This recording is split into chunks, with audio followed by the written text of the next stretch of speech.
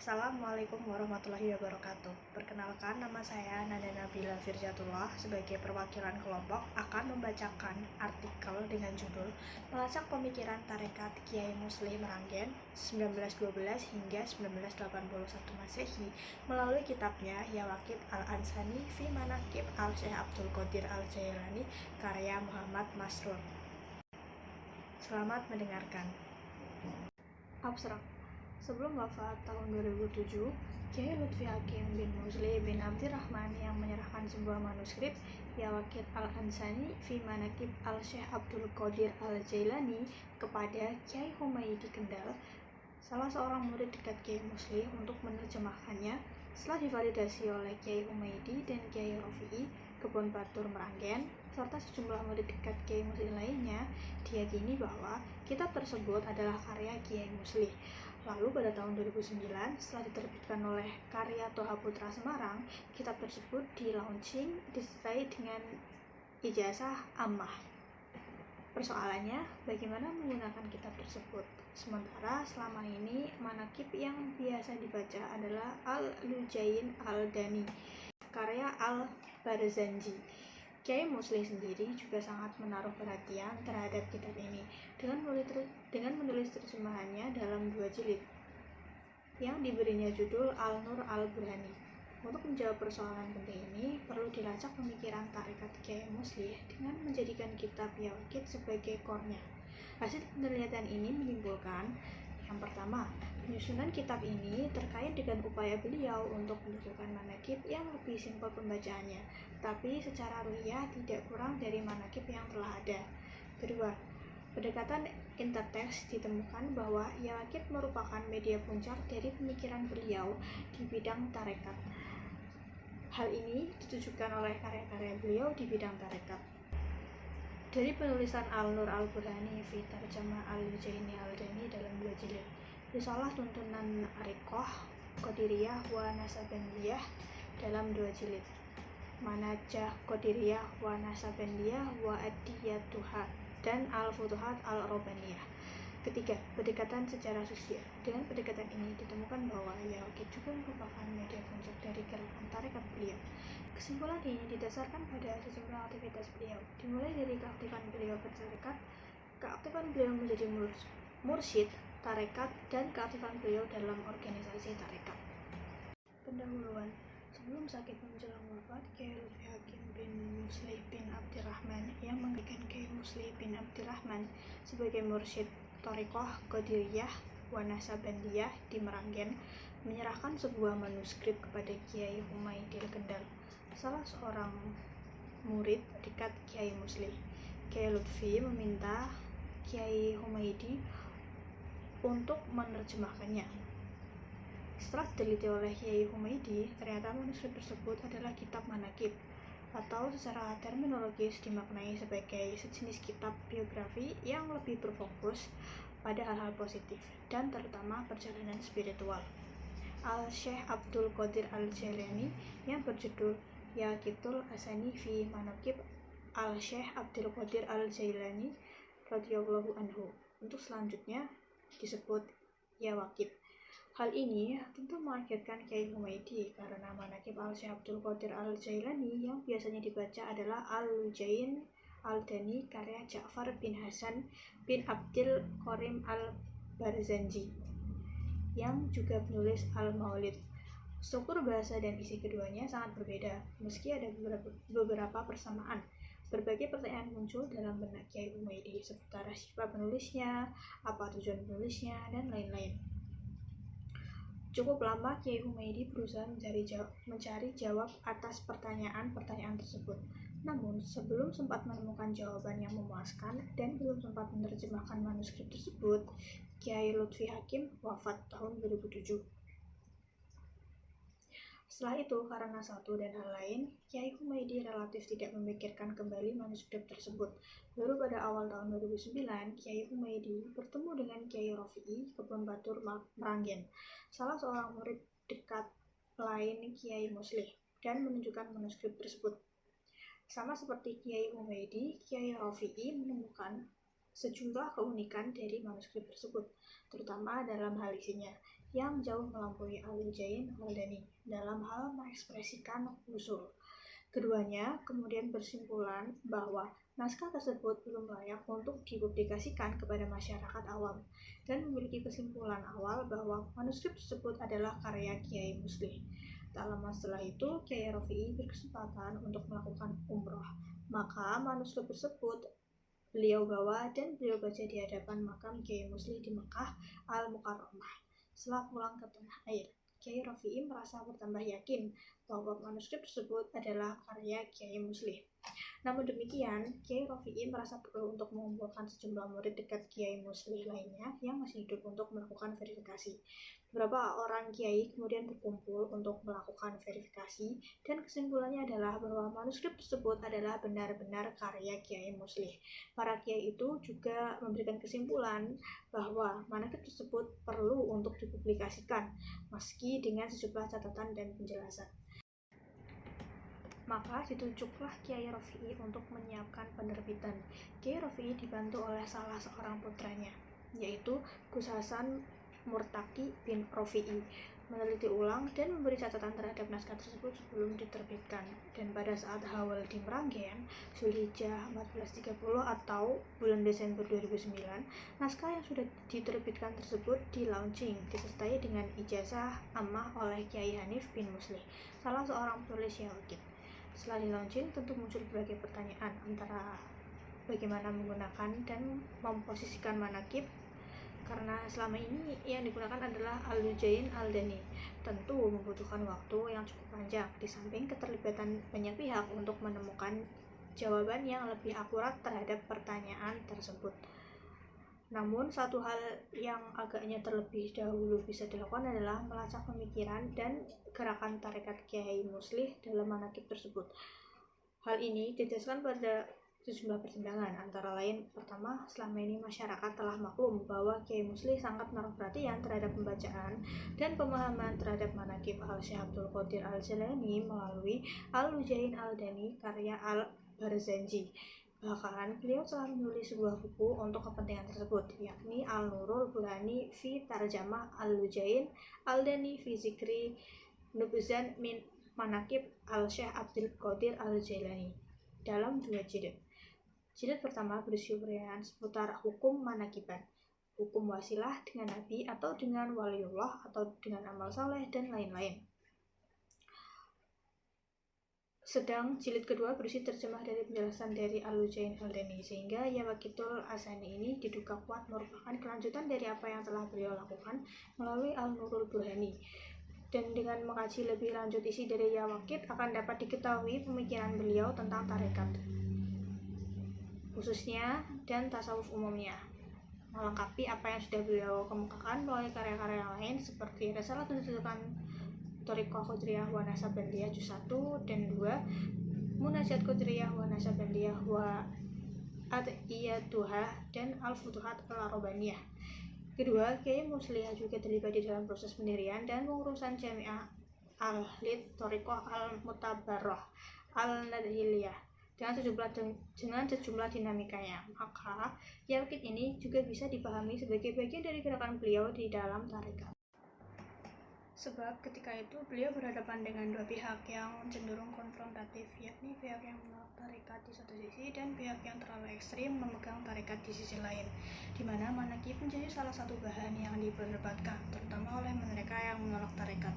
Juga pihak-pihak yang memiliki kecenderungan politik berbeda yang turut terlibat di dalam dinamika organisasi tarekat tersebut.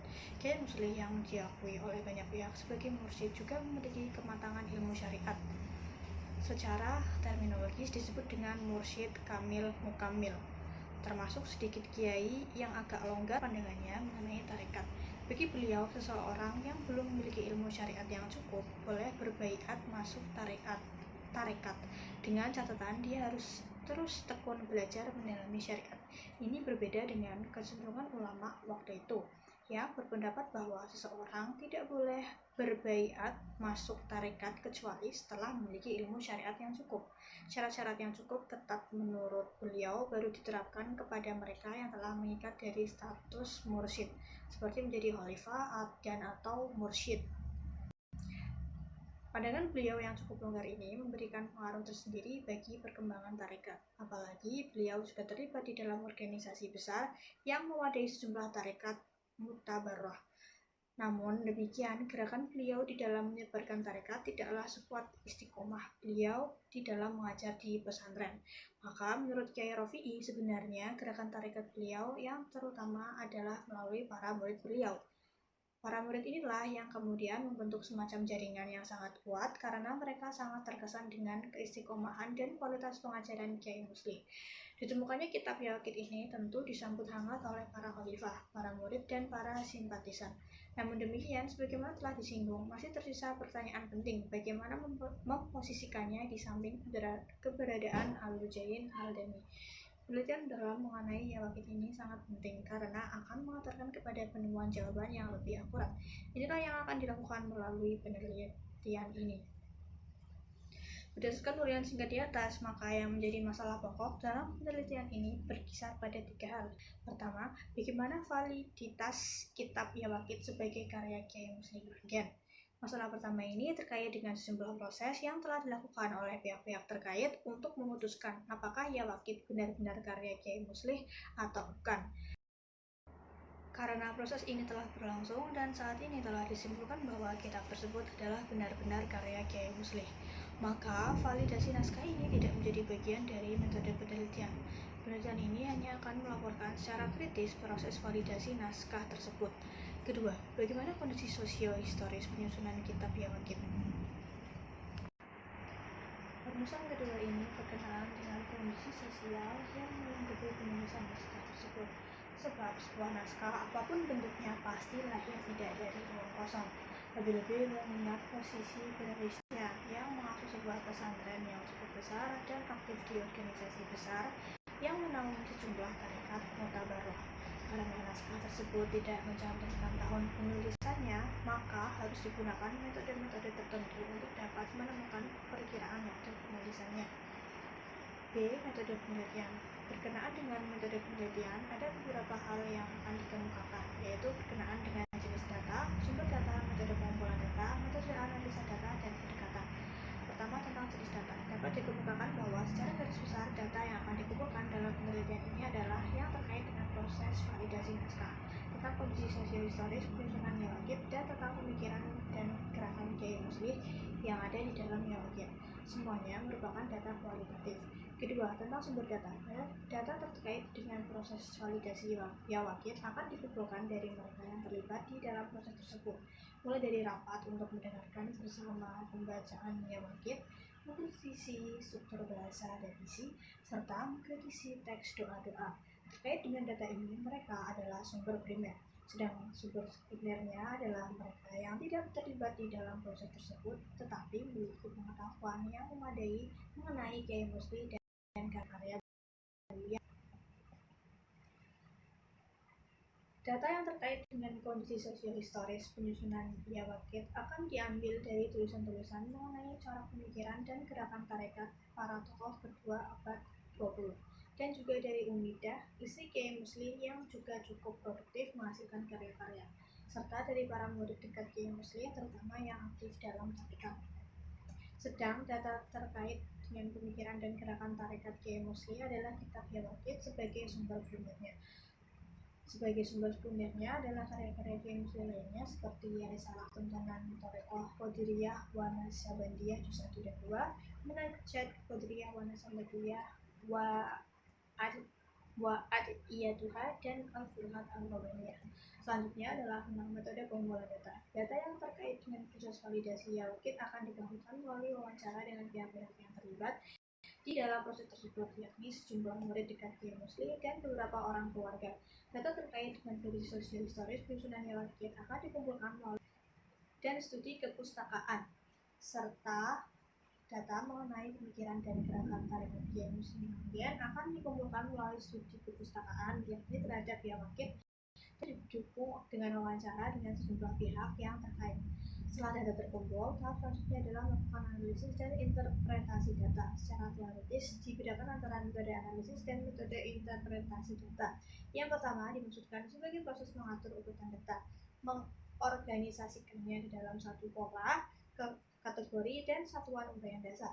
Sedang yang kedua dimaksudkan sebagai upaya memberi arti terhadap analisis, menjelaskan pola uraian, dan menjelaskan hubungan-hubungan di antara dimensi uraian. Namun, secara praktis, keduanya kadang-kadang digunakan secara bergantian untuk makna yang sama. Data mengenai proses validasi Yawakit dan kondisi sosiohistoris akan dianalisis dengan menggunakan analisis suasana kritis atau AWK, yakni dengan melihat bahwa pernyataan-pernyataan yang dikeluarkan oleh para responden tidak hanya dipahami secara verbal, tetapi juga berusaha untuk dipahami berdasarkan apa yang ada di balik pertanyaan tersebut, seperti suasana psikologis dan ideologis yang melingkupinya. Sedangkan data terkait dengan pemikiran dan gerakan tarekat di dalam Yawakit akan dianalisis dengan menggunakan metode analisis isi atau content analysis, dalam arti mengungkap isi kitab Yawakit dengan memperhatikan berbagai aspek yang melingkupinya. Yang perlu ditambahkan di sini adalah bahwa menganalisis isi kitab manakib tentu membutuhkan sejumlah perangkat lain yang lebih spesifik, terutama berkenaan dengan ungkapan-ungkapan simbolik yang ada di dalamnya. Analisis interteks juga akan digunakan di sini, terutama untuk menemukan hubungan timbal balik antara teks dengan teks-teks yang lain, baik dari karya Kiai Musli sendiri maupun dari karya-karya yang lain, yang boleh jadi mengilhami atau bahwa menjadi sumber dari teks ini. Analisis interteks yang dimaksud adalah analisis terhadap suatu teks yang dilakukan dengan memperhatikan latar belakang teks, baik yang muncul sebelum maupun sesudahnya.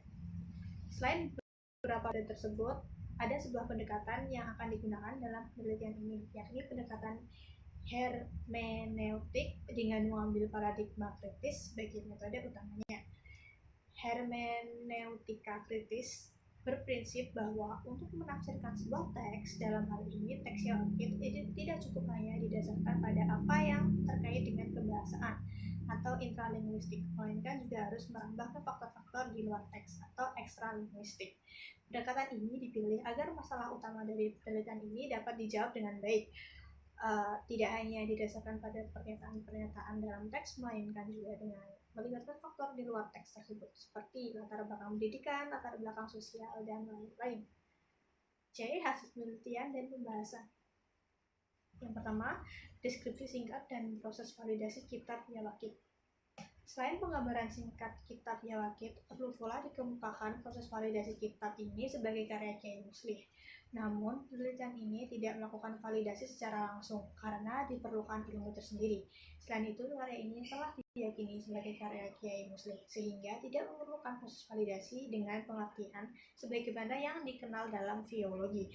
Proses validasi yang dimaksud di sini, sebagaimana akan dijelaskan kemudian, adalah reportase terhadap segala upaya yang dilakukan untuk menambah keyakinan bahwa Yawakit adalah karya Kiai Musli. Untuk melengkapi penggambaran umum terhadap kitab ini, akan dikemukakan pula penyuntingan dan sosialisasinya. Penyuntingan dilakukan karena sejak ditemukan, kitab ini masih berbentuk manuskrip. Meskipun manuskrip itu sudah layak baca, karena bentuk hotnya yang cukup bagus. Tulisan tangan itu dilakukan oleh salah seorang penulis profesional karena manuskrip itu tidak ditulis langsung oleh Kiai Musli. Maka diperlukan proses validasi oleh para murid dekat beliau. A. Deskripsi singkat. Kitab ini diterbitkan pertama kali oleh Karya Putra Semarang pada tahun 2009 setebal 93 halaman, lebih tipis dibanding Al-Nur Al-Burhani jilid 2 yang tebalnya mencapai 127 halaman. Ini berwarna dasar hijau dengan variasi warna di bagian tengah yang melatar belakangi sejumlah informasi penting. Informasi penting yang termuat di halaman sampul adalah judul, nama penulis, dan nama penerbit. Judul lengkap kitab Yawakit yang menjadi objek penelitian ini adalah Yawakit Al-Asani fi Manaqib Al-Syekh Abdul Qadir Al-Jailani.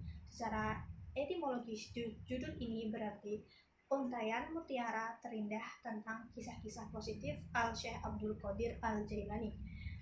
Di bawah judul dikemukakan nama penulisnya dengan redaksi Jama'ah Al-Fakir ila Rahmah Rabbih Al-Azim, Abu Muhammad Lut Al-Hakim wa Hanif Muslih bin Al-Rahman Al-Qadir Al-Maraqi Al-Zimawi Al-Samarani Al-Jawi.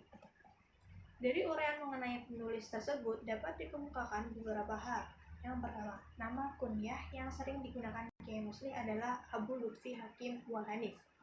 Merupakan nama yang disandarkan kepada kedua putri beliau, yaitu Kiai Lutfi Hakim dan Kiai Hanif. Selain keduanya, beliau memiliki sejumlah putri yang umumnya menikah dengan orang-orang yang kemudian menjadi kiai di sekitar pesantren Futuhiyah, seperti isi Kiai Ridwan yang menjadi pengasuh pesantren Al-Amin dan yang dikenal sebagai wali isi.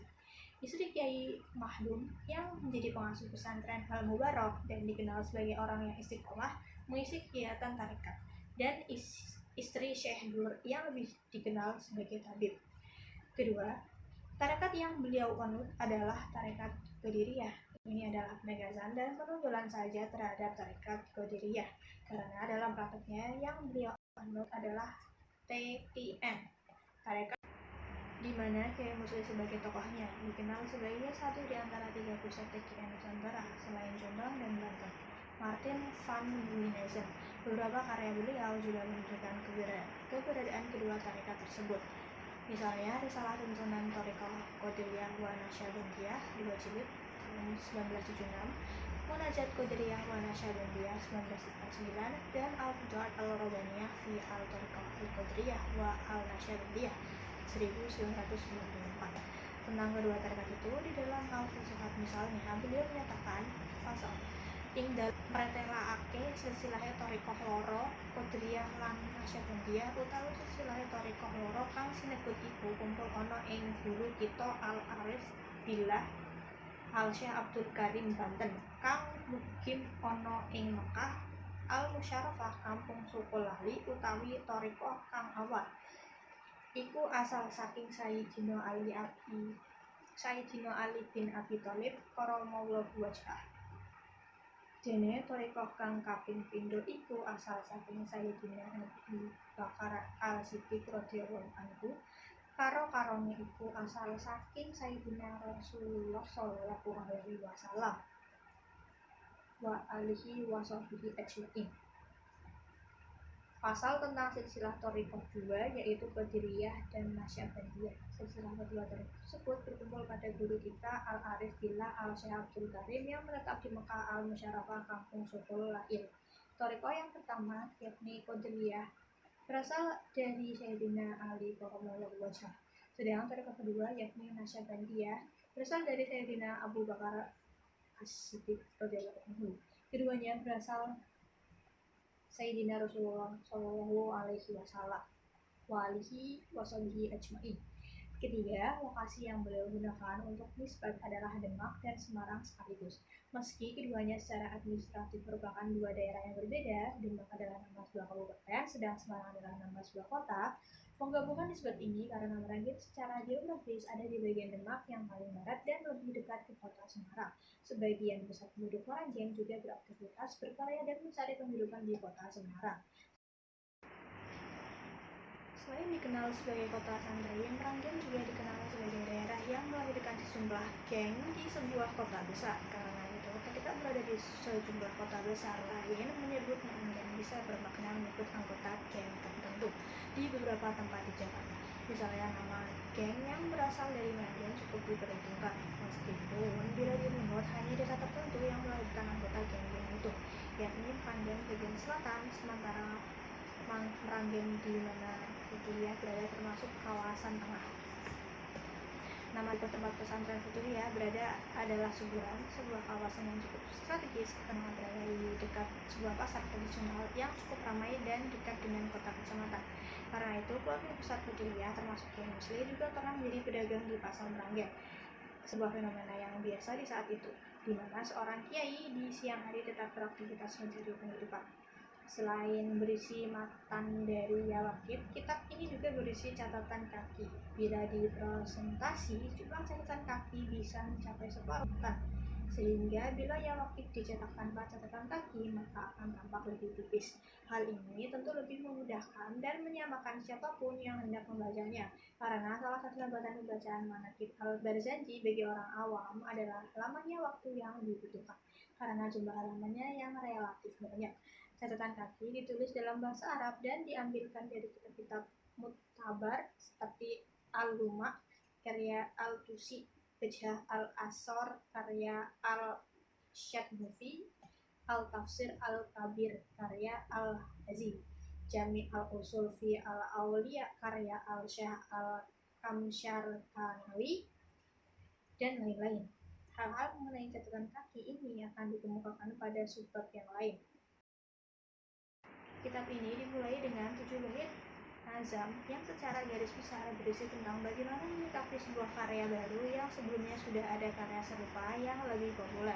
Kemudian dilanjutkan dengan hadroh atau menghadirkan pihak-pihak yang akan dijadikan sebagai sarana mendekatkan diri kepada Allah melalui pembacaan manaqib ini. Kitab ini terdiri atas sejumlah bagian yang dalam penelitian ini masing-masing bagian disebut dengan paragraf. Paragraf pertama berisi pengantar kitab yang ditutup dengan doa dan strukturnya berbeda dengan struktur doa Al-Lujain Al-Dani. Lihat contoh isi yang wakil. Dan untuk selanjutnya disebut doa peralihan. Paragraf kedua tentang riwayat hidup singkat Al-Syekh Abdul Qadir Al-Jailani yang ditutup dengan doa peralihan. Paragraf ketiga berisi pernyataan-pernyataan sufistik Al-Syekh yang ditutup dengan doa peralihan. Paragraf keempat berisi sejumlah dialog Al-Syekh yang menunjukkan kedalaman ilmu beliau dalam sebuah bidang ilmu yang ditutup dengan doa peralihan. Paragraf kelima berisi tentang sejumlah karomah Al-Syekh yang ditutup dengan doa peralihan. Paragraf ke-6 berisi lanjutan mengenai karomah Al-Syekh yang memuat doa dengan wasilah rijal al-ghaib dan doa peralihan.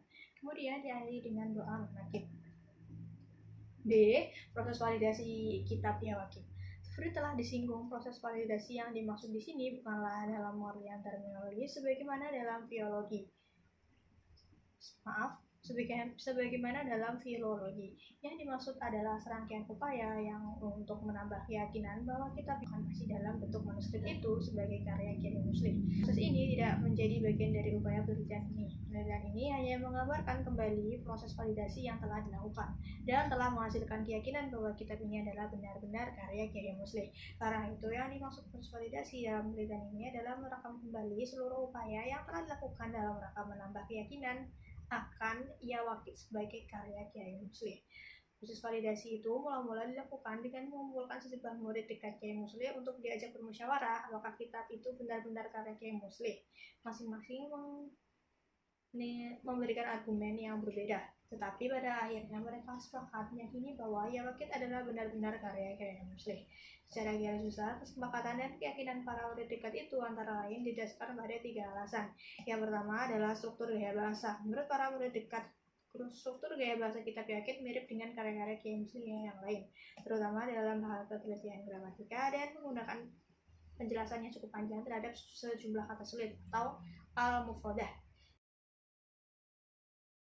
Sak temene wong mukmin kang mukalaf kang kepengen mlebu swarga sato ngalap manfaat kelawan pira-pira nikmate swarga kanthi oleh ridhone Allah Ta'ala iku kudu nganggo sebab, yaiku kudu ngambah dalan diarani suluk al-thariq, ngambah dalan kang nekakake maring ridhone Allah. Mongko sak temene thariq utawa dalan kang nekakake maring ridhone Allah iku ana 3. Siji, syariah, nglakoni pira-pira barang kang diperintah dening syar'i. Kanjeng Nabi kang ngejalanke syariat Islam lan ninggal pira-pira barang kang den cegah dening syar'i. Kaping pindho, thariqah. Niti-niti pira-pira tindakane Kanjeng Nabi Muhammad sallallahu alaihi wasallam lan nglakoni pira-pira tindakane Kanjeng Nabi Muhammad sallallahu alaihi wasallam. Kaping 3, hakikah, yaiku usul al-salik. Siji, al-masbut, tumekane wong kang lakoni tarik marang kang den sejo yaiku marang makrifat ing Allah Ta'ala. Risalah selawe kanthi 6. Penelitian gramatika pada karya-karya Kiai Muslim yang lain terkait dengan kekuatan kemampuan kebahasaan beliau. Pesantren Futuhiyah antara lain pada saat itu dikenal sebagai pesantren yang mengajarkan gramatika Arab atau nahwu dengan baik. Hal ini bisa dibuktikan dengan penggunaan referensi ilmu nahwu mulai dari tingkat dasar sampai tingkat tinggi. Selain itu, hafalan nazam kitab alfiyah saat itu menjadi kewajiban. Setidaknya penekanan penting bagi setiap santri. Bahkan karena hafalan alfiyah telah menjadi kebiasaan mayoritas santri, sebagian di antara mereka mampu menghafal nazam-nazam itu dengan urutan dari belakang, bukan dari depan, yang dikenal dengan istilah hafalan sungsang. Termasuk ke dalam struktur gaya bahasa yang menjadi salah satu faktor keyakinan akan Yawakit sebagai karya Kiai Musli adalah adanya uraian yang cukup panjang berkenaan dengan kata tertentu. Hal ini terkait dengan penguasaan beliau yang luas terhadap berbagai kitab matan dan syarah. Hampir bisa dipastikan setiap kitab yang beliau baca selalu beliau rujuk ke pemahaman dan pemaknaannya kepada kitab-kitab syarah. Di dalam Yawakit ini, sumber-sumber itu biasanya juga disebutkan secara eksplisit dan termasuk batang tubuh Yawakit. Artinya kitab yang dirujuk disebutkan secara eksplisit judul dan nama pengarangnya atau minimal salah satunya. Kedua, struktur doa. Struktur doa yang ada dalam Yawakit menunjukkan gaya bahasa doa yang biasa dipakai oleh Kiai Musli. Ciri utama dari doanya adalah strukturnya yang cukup panjang. Hal ini telah menjadi kesepakatan para murid dekat. Dalam kitab Yawakit, panjangnya doa bisa dibuktikan melalui dua hal. Yang pertama, doa peralihan antara topik atau antar paragraf. Kalau doa peralihan dalam manakib Al-Barzanji hanya sekitar 2 baris pendek, sedang doa peralihan dalam Yawakit adalah 6 baris panjang, sekitar hampir 10 kali dari panjang doa peralihan manakib Al-Barzanji. Kedua, doa penutup manakib. Dalam manakib Al-Barzanji, doa peralihan sebanyak 60-an baris, sedang doa penutup dalam Yawakit sekitar 130 baris. Sedang doa penutup dalam Yawakit sekitar 130 baris, 2 kali lebih. Ketiga, riwayat tentang keinginan Kiai Musli. Menurut riwayat Kiai Rafi dari Ummidah, penilaian istri terakhir beliau, Ummi Sa'adah Musli, Kiai Musli pernah menjanjikan kepada Ummidah untuk menuliskan sebuah manakib yang berbeda dengan manakib yang sudah biasa dibaca, yakni Al-Jain Al-Dani, karena Ummidah sangat suka membaca manakib dan zikir-zikir lainnya. Ummidah juga sangat produktif menulis. C. Penyuntingan dan sosialisasi. Kitab ini disunting oleh Kiai Rafi'i. Kebun Batur dibantu oleh putranya. Kiai Rafi'i adalah seorang murid dekat Kiai Musli. Selain aktif di Meranggen, Kiai Rafi'i juga aktif di Giri Kusumo, salah satu daerah yang juga dikenal sebagai salah satu pusat tarekat. Kiai Rafi'i dikenal memiliki pengetahuan yang cukup luas akan literatur fikih, sehingga beliau termasuk salah seorang yang aktif mengikuti bahsul masail di lingkungan Nahdlatul Ulama. Kiai Rafi'i juga dikenal sebagai dai yang mampu menyampaikan ceramah dengan bahasa yang sederhana, mudah dipahami, dan mengandung banyak guyonan, sehingga semakin membuat masyarakat tertarik dengan gaya ceramahnya. Hampir setiap hari beliau keluar untuk menyampaikan ceramah, bahkan tidak jarang dalam satu hari bisa berceramah di lebih dari satu tempat. Bimbingan yang beliau lakukan tidak banyak terkait dengan pengkoreksian naskah, karena manuskrip Yawakit memang sudah ditulis oleh seorang penulis profesional, sehingga sangat mudah dibaca dan sudah sangat rapi. Karena bimbingan yang beliau lakukan adalah dengan memberikan notasi atau catatan kaki, terutama berkenaan dengan kata-kata yang memang perlu mendapatkan notasi khusus. Notasi diberikan dalam bahasa Arab, sehingga bagi masyarakat awam notasi ini tidak banyak membantu. Selain berbahasa Arab, notasi itu juga tidak berharokat, sehingga semakin menyulitkan bagi orang awam. Notasi itu hanya akan membantu mereka yang telah memiliki penguasaan bahasa Arab yang cukup. Memang agak sulit memahami logika penotasian dalam bahasa Arab, apalagi bila dikaitkan dengan sebagian besar karya Kiai Musli yang berbahasa Jawa. Bila ditemukan redaksi, beliau tidak luput menerjemahkannya dalam bahasa Jawa. Namun demikian, memperhatikan pola notasinya setidaknya dapat dikemukakan dua alasan. Yang pertama, mengkhususkan notasi itu kepada hal pengetahuan yang cukup. Selain notasi itu dimaksudkan sebagai bahan tambahan bagi siapapun yang hendak mengkaji Yawakit, bukan semata-mata sebagai pembacaan yang bersifat mengambil berkah atau tabarukan, tapi juga pembacaan yang bersifat mengambil pemahaman atau tafahuman. Karena secara substantif, isi manakib relatif berat bila dimaksudkan sebagai media tahafhuman, berbeda halnya dengan dimaksudkan sebagai bacaan tabarukan. Kedua, menunjukkan kepada pembaca sumber asli pengambilan makhos notasi. Bagi mereka yang telah memiliki bekal kemampuan berbahasa Arab yang cukup, benar-benar akan terbantu dengan notasi itu, terutama adanya informasi penting berkenaan dengan kitab-kitab muktabar di bidang thariqah dan tasawuf yang menjadi sumber rujukan. Mereka yang menginginkan informasi lebih dalam bisa merujuk kepada sumber-sumber tersebut. Mereka yang sangat cermat dalam memperhatikan sumber bacaan juga akan merasa terpuaskan dengan sumber-sumber rujukan yang muktabar dan sangat banyak. Dengan menggunakan kedua argumen itu, tampaknya notasi tersebut agak kurang sejalan dengan tujuan awal penyusunan Yawakit. Sejauh yang ditemukan melalui penelitian, ada tujuan untuk memudahkan bagi para awal terhadap munakib, sehingga kalau notasi itu masih dalam bahasa Arab, maka semakin bertambah sulit. Namun hal ini bisa ditepis dengan kenyataan telah adanya 2 jilid karya Kiai Musli yang dimaksud sebagai penjelasan dan terjemahan dari Munaqib al-Barzanji. Dengan kedua kitab tersebut diasumsikan bahwa dasar-dasar mengenai tarekat dan manaqib sudah dapat ditemukan pada kedua kitab tersebut. Dilihat dari segi dampaknya, agaknya penyuntingan dan penotasian terhadap Yawakit kurang bisa dirasakan, sebab notasi lebih banyak terkait dengan kata-kata tertentu, kemudian diuraikan dengan mengambil rujukan dari kitab-kitab standar. Jarang sekali pemberian notasi yang dilakukan dengan memberikan pengarahan kepada para pembaca terkait dengan riwayat atau biografi Syekh Abdul Qadir Al-Jailani agar lebih mudah dipahami oleh orang awam, atau terkait dengan ungkapan-ungkapan tertentu yang bila tidak dijelaskan dengan baik akan menimbulkan kesalahpahaman. Meskipun dalam tahap tertentu Kiai Musli telah mengemukakan dengan jelas agar suatu tidak menimbulkan kesalahpahaman, misalnya penambahan ungkapan al-qail bi amri rabbih yang mengatakan dengan perintah Tuhannya, Yawakit halaman 21, yang menunjukkan bahwa ungkapan berikutnya merupakan bagian dari ungkapan yang keluar dari Syekh Al-Jailani bukan atas kehendak beliau sendiri, melainkan atas perintah Allah Subhanahu wa Ta'ala. Sosialisasi mula-mula dilakukan dengan mengijazahkan kitab Yawakit kepada masyarakat yang hampir pada saat Rewani Akbar dan Haul Kiai Musli pada tahun 2009. Ijazah tersebut bersifat ambah, yakni bersifat umum, yang meniscayakan masih perlunya ijazah khasah, yakni ijazah di hadapan seorang guru secara langsung.